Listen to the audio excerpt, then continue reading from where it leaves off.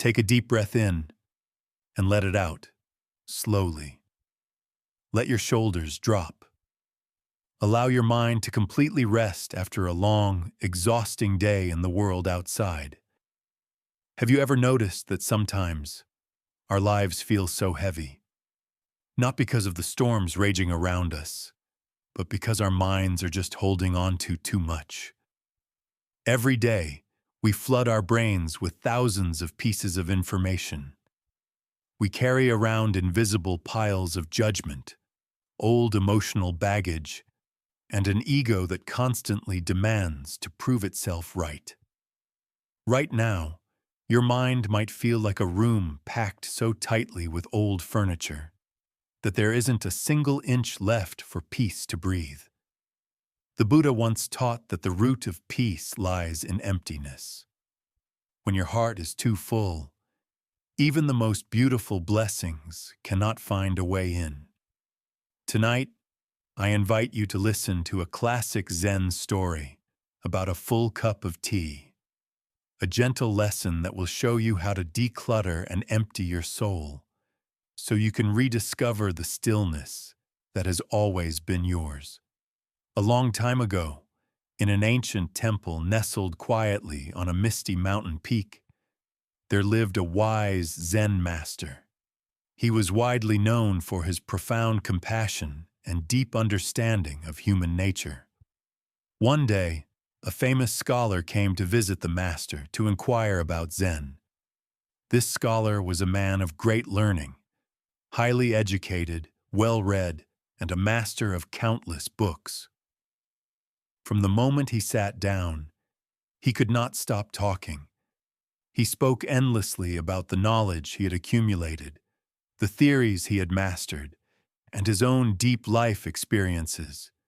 He spoke with immense pride, clearly seeking validation and approval from the old master. The Zen master listened in absolute silence. He did not interrupt, nor did he argue. His face held nothing but a warm, compassionate smile, as calm and serene as a peaceful autumn lake.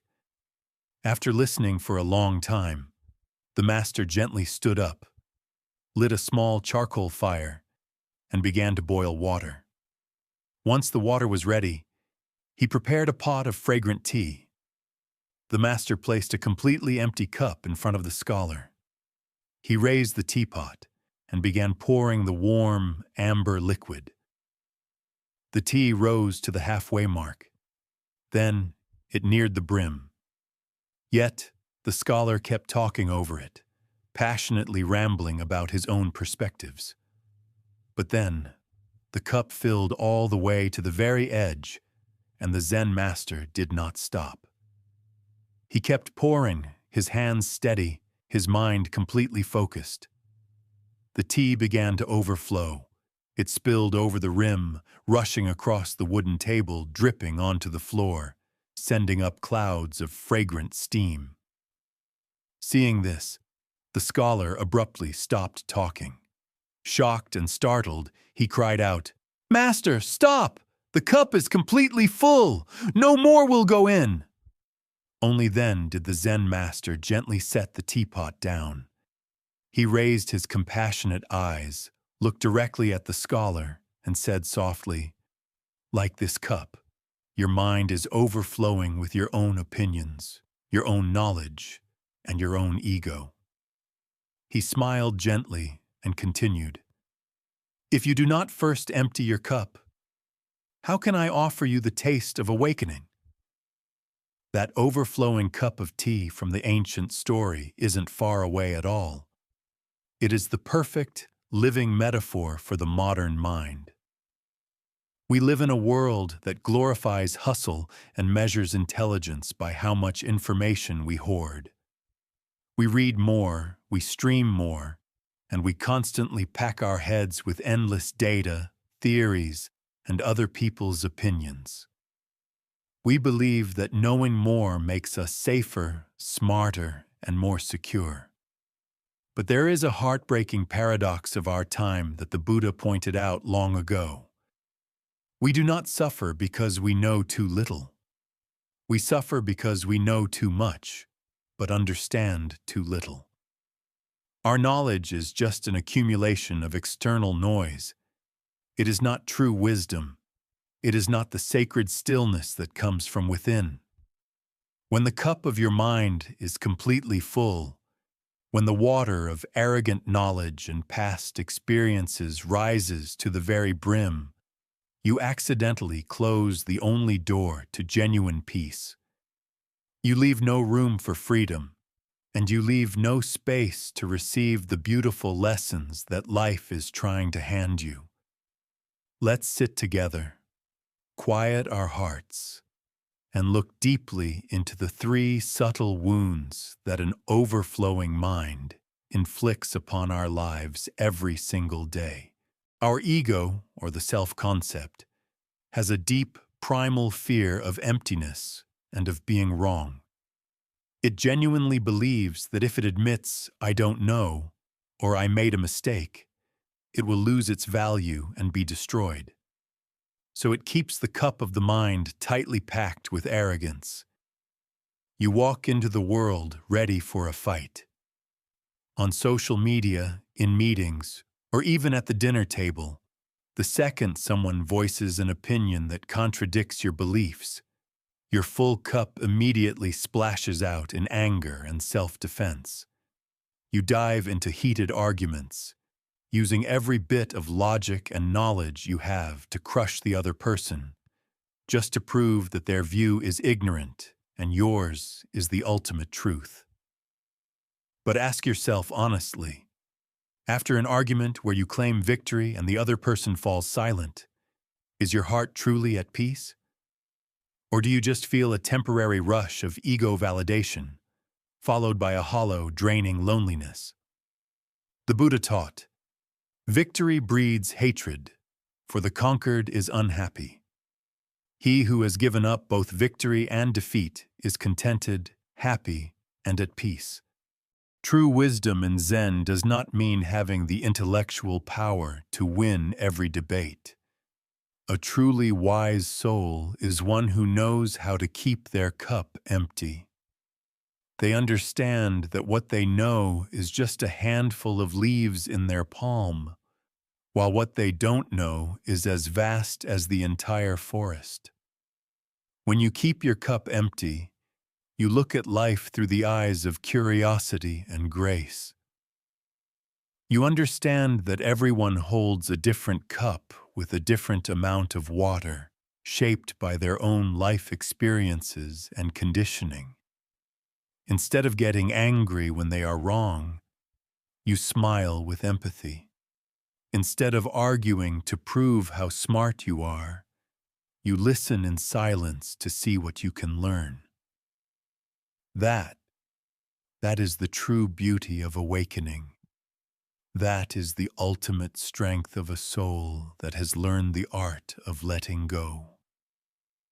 The Zen master did not let the tea overflow to judge the scholar. With the pure compassion and clarity of someone who has mapped the deepest rivers of the human mind, he was simply using a physical object to show his student, and all of us, a beautiful, ultimate law of nature, the profound value of open space. Look at the structure of everything around us. A house is only useful because of the empty space inside its walls. A wheel can only spin and carry us forward because of the empty space at its center. And a ceramic teacup, no matter how exquisitely crafted, or whether it is lined with gold and precious gems, holds its value solely because of the invisible emptiness inside it. It is that nothingness that allows it to hold the tea. The human mind works exactly the same way. Practicing mindfulness, or learning to live peacefully in a chaotic world, is not an active pursuit of hoarding grand knowledge or complex philosophies just to decorate the ego. On the contrary, It is a process of unlearning rather than learning. It is a process of decluttering, shedding the chaotic thoughts, the hidden arrogance, and the stubborn judgments we have unconsciously picked up along the way. The spiritual path is not about becoming someone extraordinary. It is about returning to your pure, untainted, original nature, where the cup of your soul is always beautifully empty.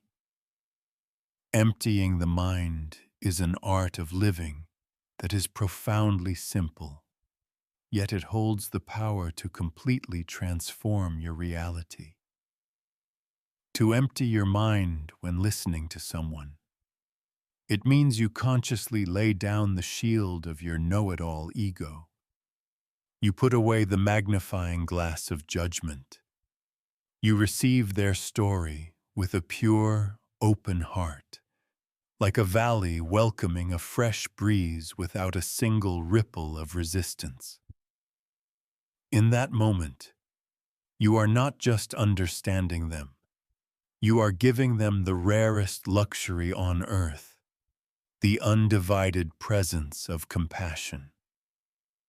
To empty your mind when a hardship or a difficult situation passes through your life, you choose to smile, accept it, and gently leave it behind. Just as the master set the teapot down when he was finished, you refuse to open any loops of resentment in your mind. You decline to keep even a single drop of bitter water inside your heart, ensuring that every step you take next is completely light and free. When the cup of your soul is genuinely empty, you begin to taste the sweetness of the simplest things. You become capable of receiving the pure, healing waters of unconditional love, deep understanding, and a grounded, unshakable happiness, a joy that needs absolutely no validation from the world outside. Tonight, before you close your eyes to fall into a deep sleep, please take just this one brief moment to sit with yourself. Look back at the cup of your soul after a long day of moving through the fast-paced, noisy demands of the world. Right now, in this quiet room, all the status, the right and wrong, and the wins and losses of today have already become history. If inside that cup there are still a few lingering drops of muddy water, maybe some resentment towards someone, stress from a dead-end job, or a vague anxiety about tomorrow, do not try to fight or suppress them. Take a deep, gentle breath in, feeling the life within you. And as you breathe out, imagine yourself tilting the cup of your soul, gently pouring all those heavy, exhausting drops away. Return your mind to its natural state of emptiness, purity, and stillness, like a glassy lake reflecting the midnight moon without a single ripple.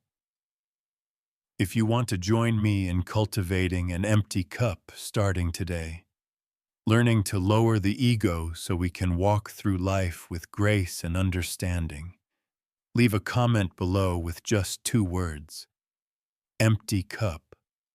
Writing these words is not to prove anything to the world outside. It is a sacred agreement, a gentle touch between you and your own mind, declaring that you choose to drop the weight of pride in exchange for the gift of peace. Now, leave all your heavy burdens outside the door. Close your eyes and let your breathing become as effortless as a child's. Have a deep, beautiful sleep so that tomorrow when you wake up, you can step into the world with a heart as light as the wind, ready to hold all the beautiful things yet to come. Thank you for listening. May you have a peaceful night and gentle dreams.